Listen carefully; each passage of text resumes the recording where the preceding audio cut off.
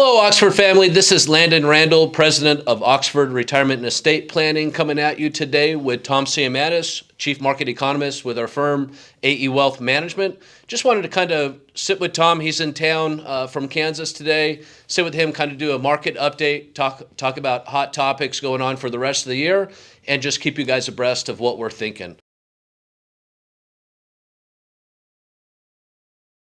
Well, there's been talk, the 60-40, 60% equities, 40% bonds, modern portfolio theory has kind of been lackluster at best these last few years. But your guys' models that we use have been the 60-40s kicking butt this year. It's been the best it's been in years, right? Compared to the S&P.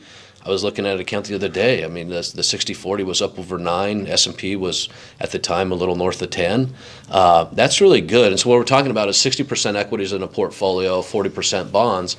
And the reason there is the bond yields are up inside of the bond funds because of where rates are at. And then as rates go down, the bonds inside of there that they own are more valuable, right? Sure. So we're getting now, finally, this year we're getting performance on the bond side that we haven't seen in years with the equity side and getting great returns. Not only that, international has been a dead dog for years too, and now international is good this year, right? So it's like all three things. Bond market's been pretty decent this year. U.S. equity market's been good, and international's been good. So it's all clicking and working together. So, there's times where people complain about diversification not working, Yeah. but more often than not it does. And once again, it is a formula, in my opinion, that stood the test of time. And you just have to be patient about it, because there are going to be some years where some things are just bad, and you're just going to have a bad year. Yeah. But my point is, I look at it as think about it as a baseball game, right? You want to chip away at all the innings, right? Because you're going to have the other team score a big inning on you at some point. But if you've scored 12 runs over the course of 8 innings and the other team puts up 5 in the bottom of the 8th, you're still coming out ahead. But I think what a lot of people want to do is they want to keep getting that big inning over and over and over again, and it's not a healthy way to look at it.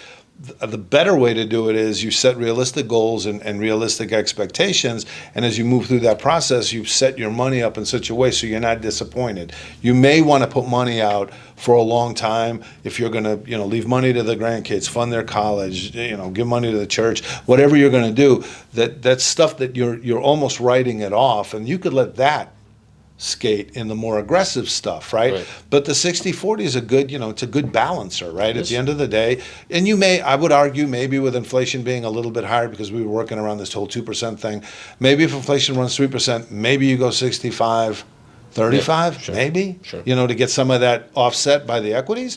But at the end of the day, I still think the balanced portfolio makes a lot of sense for a lot of people. And the most important thing is it takes the stress off the table. Yeah. So, Well, I heard one of the economists at one of the events said, "Hey, if there's not a part of your portfolio that you're mad about, that you hate, then you're not properly diversified, right?" And I say that all the time. Yeah. Except I use it with my kids. If you're not mad at one of your kids, sometimes it's like there's something wrong with them, right? Right. But I mean, the true diversification isn't owning 5 funds with the same strategy. Right. You just have 5 different things that do the same thing.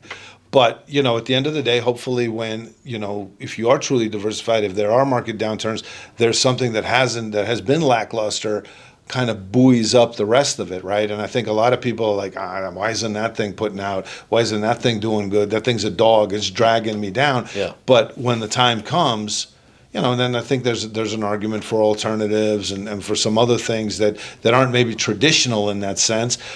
But it's hard, right? It's hard not to root to win every time, and I think that's just part of our makeup.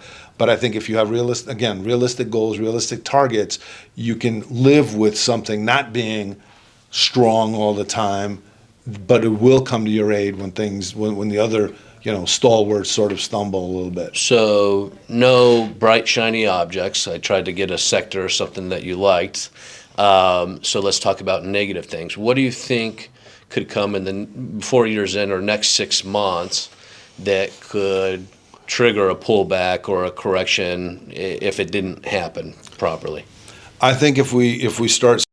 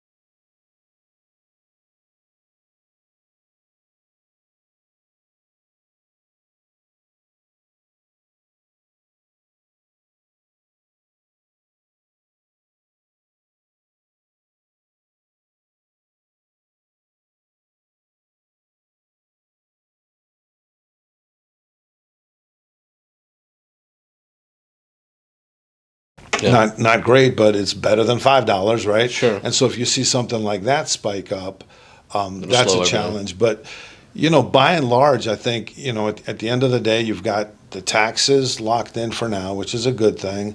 Markets and companies are doing well. It's just a question of, is there anything huge on the horizon? Like I say, like a big dark cloud? No. But you never really see those kind of things until they start materializing real quick, right? I mean, more so if Jerome doesn't reduce rates again this year. To me, I think that's a huge red light flashing right there. Is if he just says, listen, he digs in and he says, okay, I gave you a quarter, and maybe I'll give you another quarter, and I'm not going to do squat until you replace me. Yeah. The market has priced in a fair bit of that, right? It's expecting it. So, what people I think oftentimes forget is that the market is forward-looking, right? So it's looking usually 3 to 6 months out. Yep. And so right now, with all-time highs, the market's saying, hey, things are going to be good 3 to 6 months out. But the minute you change that narrative and they start feeling like things are bad, you're going to feel it now. It's like what you feel badly today in the market, you'll feel badly in the economy 6 months later. Yeah, these last few years, the sell-offs, the corrections have been coming September, October, fall timeframe, right before fourth quarter or right into fourth quarter, and then things pick back up. Consumer spending picks up over the holiday season, right, and everyone's waiting for Christmas rally and all of this stuff.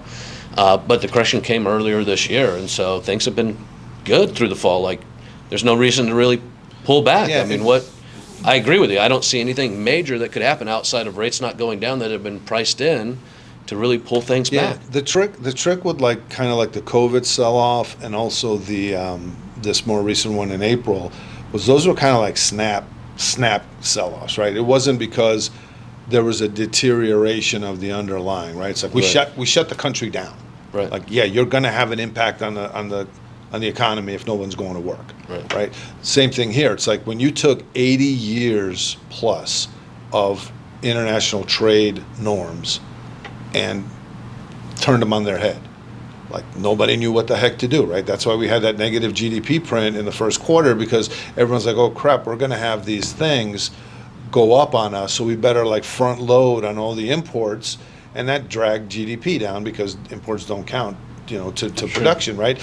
But then as things sort of ameliorated and deals got done and things kind of got pushed off and they're slower and slower, then people are like, you got smart people running these companies, right? They're not just going to say, oh, well, my product is going to have a 25% increase, so therefore I'm going to slap a 25% price increase on mine. No, they figure out ways to squeeze their suppliers, maybe take a little bit less profit here. They still don't want to lose market share. And then at the end of the day, the ultimate thing is like, how much can the consumer bear? If you really want that thing, you'll pay 25% more for it, but understand that 25% you just spent on that thing that you really had to have because of tariffs leaves you 25% less to spend on other stuff, right? So those guys have pressure on them to keep prices competitive. So to me, that's the kind of thing that I look at. If the consumer gets exhausted at that point, so like if everything goes up like that, then you got a problem. But by and large, just a shock that replenishes itself back to kind of the status quo, which is kind of where we are in a lot of ways, right? I mean, I don't know that things really changed. Yeah. I mean, I think Trump just wanted to say he made better deals, but if you start looking under the hood, I don't know how much better are they really? Right. Did they really change anything? Right. So, is there anything else you can add or that you think we should talk about, or? No, I mean, I just want to keep hammering home, look, you're in retirement, you should be not stressing. Find creative and constructive ways to use your time. Don't consume daily media, right? I mean, at the end of the day, there's not 24 hours worth of news. I know they want to tell us there is, right? There's 15. And even less if 5 of it is sports, but even less if you consider the Cardinals, because so I'm a Jet fan, so I can relate, right? Yeah. Because I don't think anybody watched the Jets last night. I think it's like they put that thing on at like 3 in the afternoon for the buffet crowd, and nobody watched that thing. But listen, it's easy to just sit there and just consume. You this just stuff. lost everyone with saying you're a Jets fan. Well, no, they can emphasize, right? They're like, the guy's not all bad because he clearly is not as smart as he thinks he is if he continues to be a Jet fan.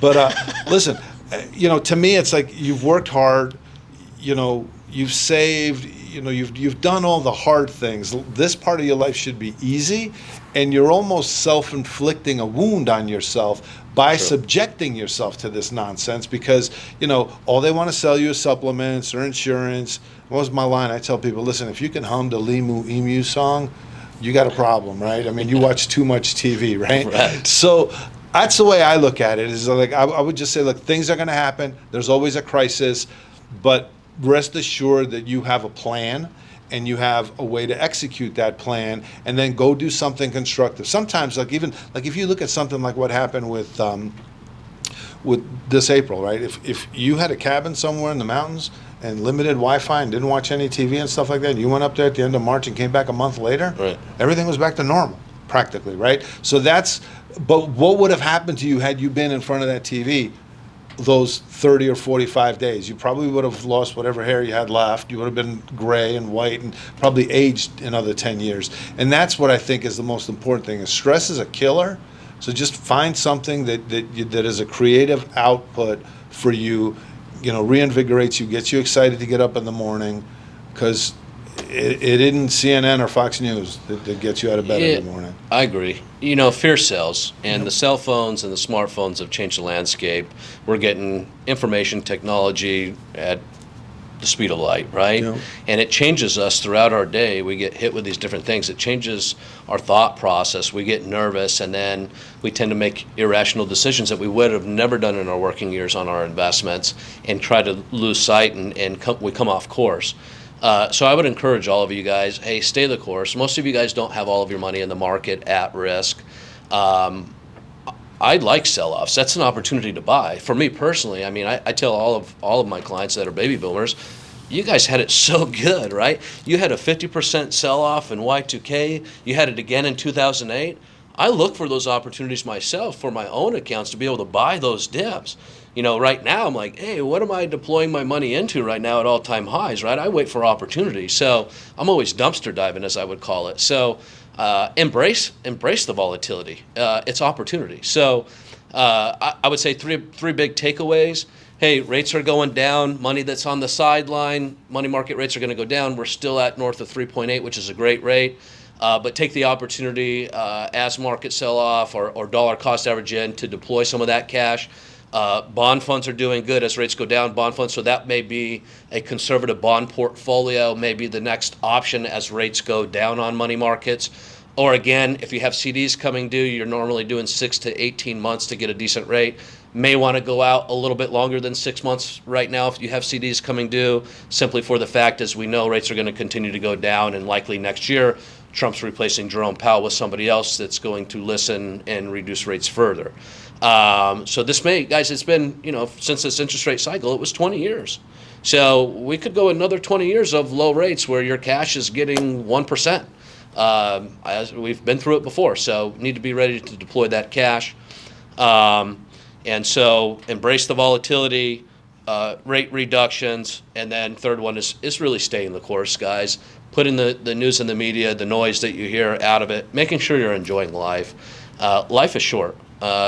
You spend 30, 40 years building up to be able to retire, and really the fruits of your labor are those go-go years where retirement in your 60s to mid to late 70s to really enjoy it. So make sure you guys are living it. Turn off the TV, like Tom said. Go out there, camp, travel, spend it with the grandkids. Make sure you're enjoying life. If there's anything you guys need from us, I know AE Wealth and Tom is always putting out market updates and material. We're sending them out weekly. But if you guys are concerned on your own portfolio, need to make adjustments, say you have cash that you want to deploy, you want a dollar cost average, please reach out to us here at Oxford Retirement, your advisor. Shoot us an email, give us a call. We'll get you guys on the calendar. Some planning for year end, because it is going to be October here soon, or in the day. End of year tax planning. Those of you that are thinking about Roth conversions, fourth quarter is now the time to start looking at that. We have an idea of what your income is already for the year, seeing where you're at in the brackets. If we have opportunities in the 12 or 22% bracket, to be able to do some Roth conversions. We should be looking at that right now. Please reach out to us if that's something that you're interested in. And then on always estate planning, making sure your estate planning documents are up to date. If it's been a while since you've done a review of your beneficiaries, your estate plan, or you don't even have one, now's the time, guys, to go ahead and get that in place before year's end. So God bless you all. Tom, I appreciate you coming out and Thank you. being a part of it and giving us your time. I hope you all have a wonderful rest of the year. Again, have a wonderful holiday season. Take care.